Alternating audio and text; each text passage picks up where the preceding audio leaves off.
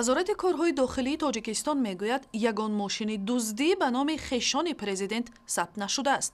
Гузориши ин ниҳод айни замон хабари кашф шудани 127 мошини дуздиро дар қаламрави Тоҷикистон дар 3 соли охир тасдиқ мекунад. Мақомот мегӯянд, ки 57 мошини ошкоршудаи дуздӣ аз ҳудуди Олмон оварда шудааст.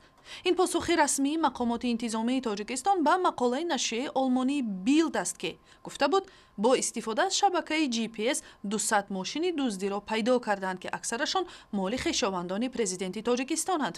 Мақомоти тоҷик нашри ин матлабро иғвобарангез меноманд. сафорати Эрон дар душанбе аз эҳтимол дур намедонад, ки беш аз 2 миллиард еврои гумшудаи бобаки Занҷонӣ дар ҳудуди Тоҷикистон аст. дипломатҳои эронӣ мегӯянд, эҳтимолан маблағе, ки муҷиби ҳабси миллиардери эронӣ шуд, бо сабабҳои фаннӣ ҳанӯз ба Эрон нарасидааст. дар ҳамин ҳол бонки миллии Тоҷикистон вуҷуди чунин пул ва ҳам интиқоли ин маблағро аз Тоҷикистон рад мекунад. ҳоло комиссиони махсуси иборат аз мутахассисони бонки миллӣ ва контбонк ин иддаоҳоро тафтиш мекунад. дар суҳбати ихтисосӣ бо радиои озодӣ намояндаи бонки миллӣ вазифаҳои кори комиссионро шарҳ дод.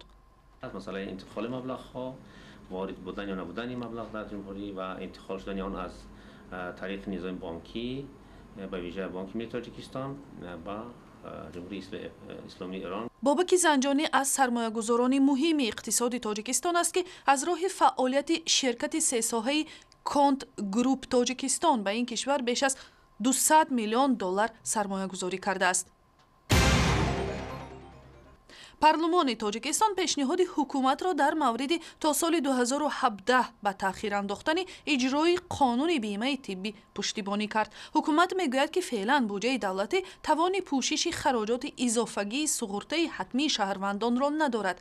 در تاجیکستان فعلا تنها سقورته طبی تجارتی و یا خصوصی عمل میکند که با مبلغ خود ساکنان و به طور انفرادی بسته می شود.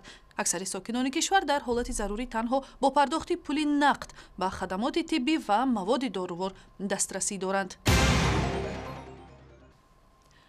مرکز ملی تستی تاجیکستان قدم‌های نخستین خود را برای اجرای نظام نوی قبول داوطلبان به دانشگاه از روی امتحان یگانه شروع کرد. بیش از 80 کارمند معارف راههای گزارش به سبک نوی داخل شوی و نظام مرکزانیده شده امتحانات را می‌آموزند.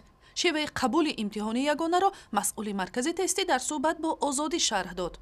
داوطلبی که از قید گذرانده می شود دو نمود امتحان می سپارد. این هم باشد تست عمومی، یعنی امتحان تست عمومی و تست تخصصی.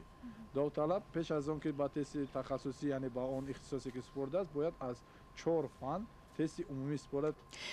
تفصیلات این موضوع در سایت اینترنتی رادیوی آزادی، همچنین خبرهای دیگر را از شبکه‌های اجتماعی فیسبوک، توییتر، یوتیوب و هم ضمیمه تلفنی همراه خود پیدا کنید.